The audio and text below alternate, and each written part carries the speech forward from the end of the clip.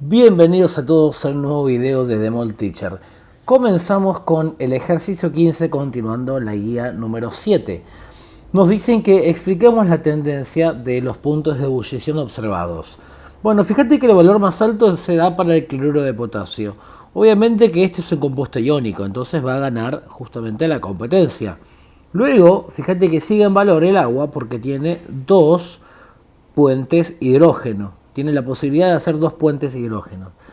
Y fíjate que el etanol también puede hacer un puente hidrógeno, así que sigue en valor del punto de ebullición.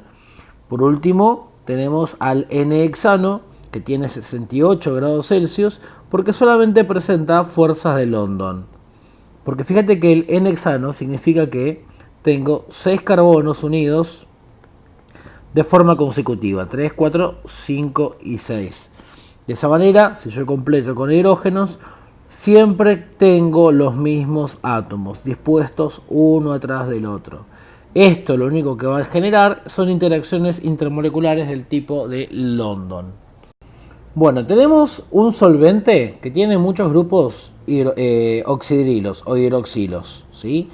Este solvente, vamos a llamar X, tiene muchos grupos hidroxilos.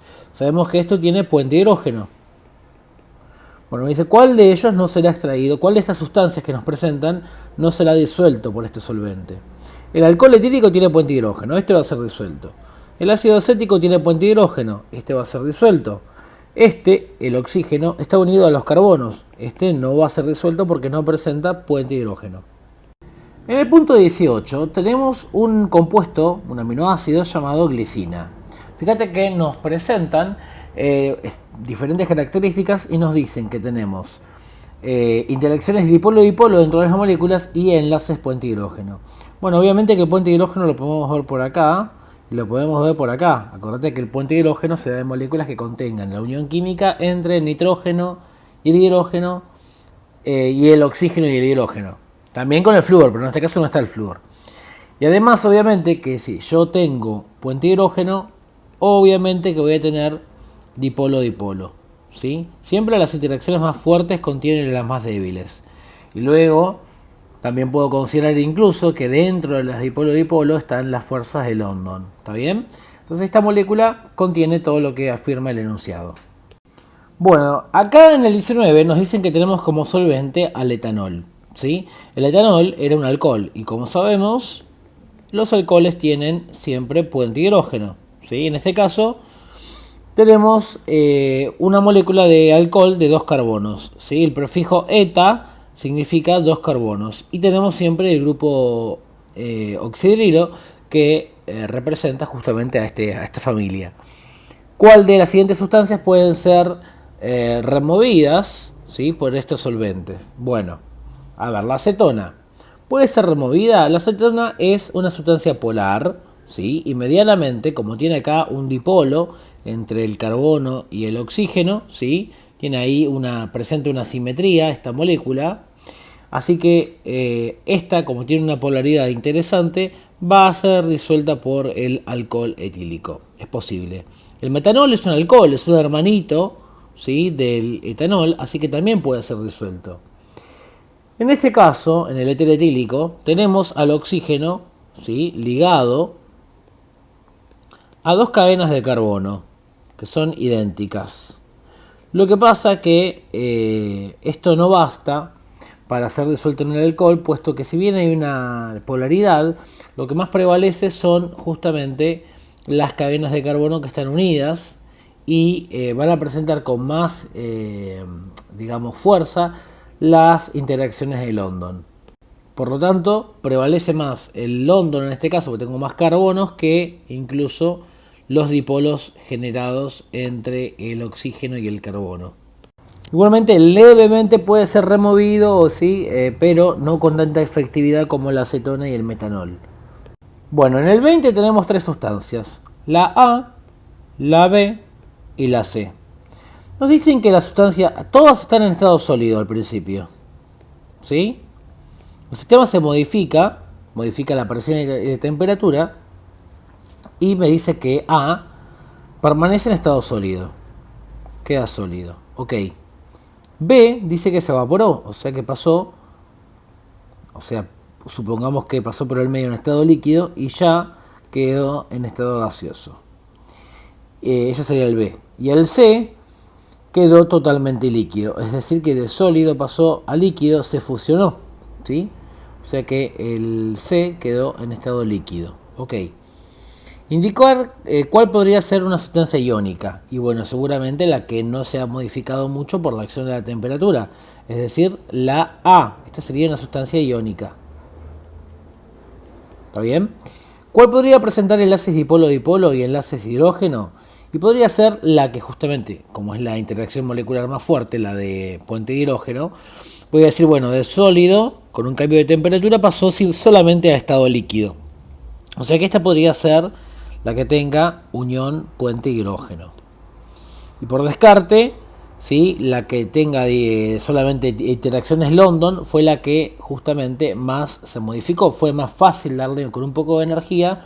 Alteramos toda su estructura macro, ¿no? Su estado de la materia se ha transformado en 2 veces consecutivas. Así que esta sería solamente London. Muy bien. Bueno, en el 21 dice: 2 estudiantes de química debaten sobre el posible ordenamiento según solubilidad creciente en agua de los siguientes compuestos: ácido fluorhídrico, hierro sólido, dióxido de carbono y cloruro de sodio. El estudiante A propone el ordenamiento que está viendo en pantalla y el estudiante B el otro ordenamiento. Ninguno es correcto, obviamente, ¿sí? ¿Por qué? Porque primero tiene que ser la molécula, o la sustancia química, mejor dicho, que sea bien evidente que no se va a disolver en agua. En este caso hablamos del hierro. ¿Sí? Tenemos que ordenarlo en solubilidad creciente, de menor solubilidad a mayor solubilidad. El hierro va a tener menor solubilidad que el dióxido de carbono, que acá ya estamos hablando de una molécula no polar, pero va a ser un poquitito más soluble que el hierro, porque este está en estado gaseoso y puede llegar a disolverse en alguna proporción, ¿sí? Luego va a seguir en orden el ácido fluorhídrico, porque es una molécula del tipo polar, tiene enlaces covalentes simples y al flúor le sobran 3 pares de electrones, o sea que se va a recontra disolver en agua. Y luego, por último, va a ser el cloruro de sodio, porque es un compuesto iónico y los compuestos iónicos por lo general tienen solubilidad en agua por excelencia, ¿sí? Solubilidad en compuestos, en solventes polares. En el 22 tenemos que justificar qué estaría pasando con estos compuestos químicos que vemos en pantalla. Bueno, al parecer tenemos 3 compuestos iónicos, metal, no metal, y tenemos 3 compuestos covalentes, no metal, no metal. Entonces, los 3 iónicos van a aumentar, fíjate, los puntos de fusión, porque cuando tengo iguales fuerzas entre las mismas sustancias químicas, lo que puedo hacer para recurrir, para justificar ese aumento, es el aumento en la masa molar. ¿Sí? Fíjate que va aumentando de manera creciente, ¿sí? Las masas molares, y también aumentan correspondientemente, justamente de forma correlativa, los puntos de fusión. Obviamente que hay una bajada impresionante entre el fluoruro de aluminio y el fluoruro de silicio, porque pasamos de sustancia iónica a sustancia covalente. Sin embargo, dentro de las covalentes, acá estamos observando un ascenso de la temperatura de fusión, ¿sí? O sea que va a ser más, justamente, va a ser mucho más complicado en el hexafluoruro de azufre que en el tetrafluoruro de silicio pasarlo de sólido a líquido, ¿sí? ¿Por qué? Porque en este caso, si bien son moléculas, están aumentando considerablemente la masa molar. Por lo tanto, entonces eso hace que el punto de fusión y el de ebullición vayan en aumento. Una cosa re random, recolgada, creo que en el punto 16 no dije que el metano, que era el que tenía el punto de ebullición más bajo, también iba a tener el punto de fusión más bajo, también por consiguiente. Bueno, en el punto 23 tenemos 3 elementos químicos. Contamos los electrones, este me va a dar que es el carbono, este me va a dar que es el oxígeno, y si me fijo la externa, periodo 4, grupo 1, ¿sí? Voy a encontrarme al potasio. Bueno, entonces tenemos al potasio con Z19. Primero me dicen que escriba la fórmula de un compuesto binario que tenga dos elementos químicos covalente no polar lineal. Bueno, sí o sí, tiene que ser entre el carbono y el oxígeno, porque son dos no metales. Y bueno, lo que pueden formar, covalente no polar lineal, bueno, es el dióxido de carbono, que lo vimos 1000 veces a lo largo de esta guía. ¿Sí? Ahí tenemos el punto A. En el punto B, escribir la fórmula de un compuesto binario, dos elementos químicos de elevado punto de fusión, o sea, un compuesto iónico. ¿Cuál podría ser? Y por ejemplo, podría ser el óxido de potasio.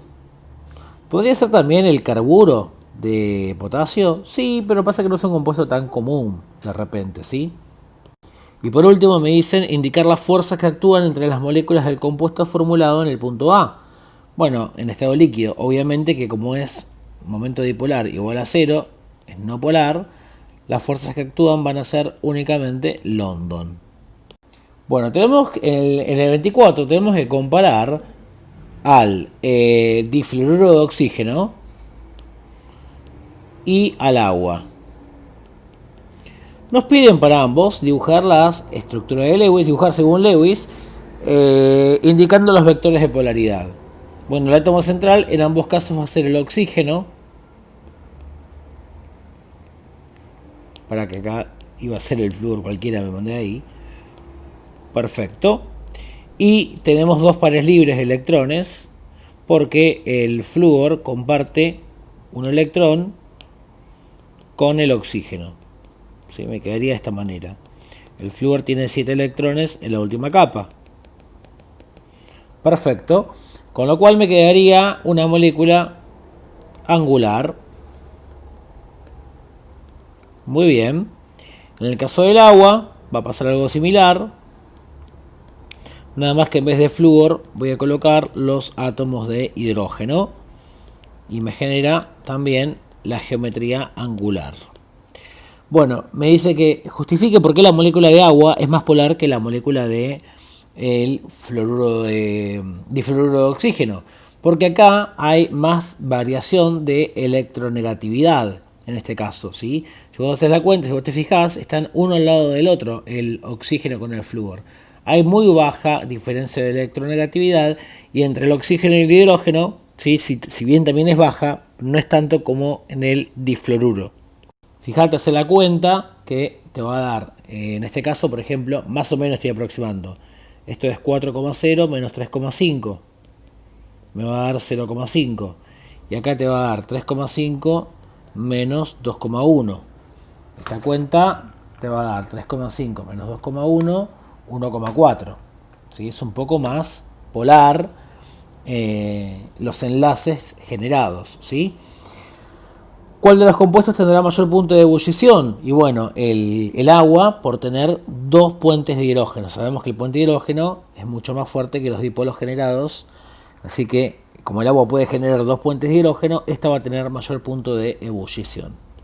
En el 25 tenemos que decir quién se va a disolver en qué solvente.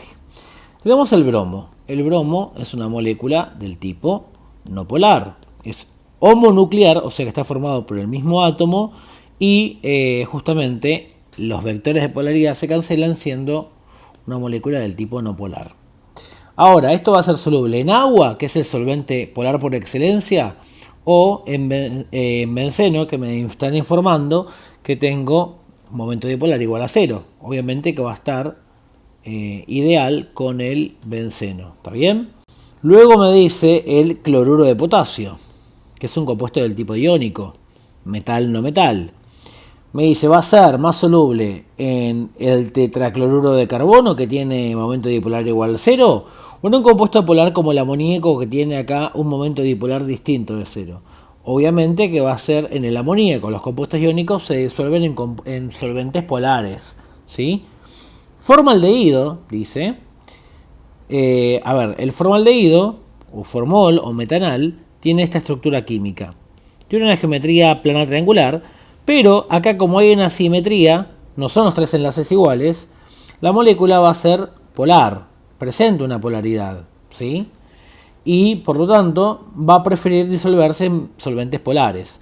Pero no porque forme puente hidrógeno, porque no, la guía está diciendo que forma puente hidrógeno. Ustedes saben que el puente hidrógeno se forma cuando la molécula presenta enlaces hidrógeno con nitrógeno, perdón, cuando la molécula presenta enlaces de hidrógeno con oxígeno, nitrógeno o flúor, ¿sí? En este caso, los hidrógenos están ligados al carbono. ¿De qué puente de hidrógeno me están hablando en la clave de respuesta? Nada que ver. Se va a disolver en agua, pero porque el agua es un solvente polar, ¿sí? Y esto es un compuesto polar. Por la simetría que presenta, el vector de polaridad se va mucho más hacia arriba en el caso del carbono con el oxígeno, ¿sí? Y estas dos casi ni se tienen en cuenta. Hay una simetría en la molécula. Y en el disulfuro de carbono no se va a disolver, ¿sí? Porque es muy similar al dióxido de carbono.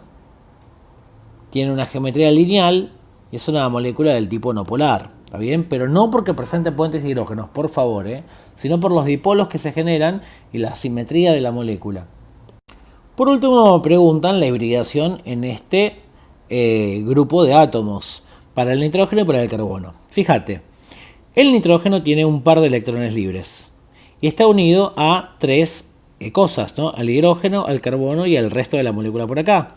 1 más 3 me da 4, o sea que la hibridación es del tipo sp3, ¿sí? Y el carbono no tiene electrones libres, 0 electrones libres, y está ligado a el oxígeno, al nitrógeno y a otra cosa más por acá al costado, ¿sí? Bueno, entonces está unido a tres cosas. Cuando tengo el resultado 3, esto va a corresponder con la hibridación sp2. Y ya está, terminamos con eso. Si te gustó el video, dale like, compartí, comentar, recomendame, seguime en Facebook como Néstor Gabriel Molina y en Instagram como @TheMolTeacher. Pedime acceso a los grupos de WhatsApp para seguir ayudándote de forma gratuita. Nos vemos, un gran abrazo, hasta luego, chau chau.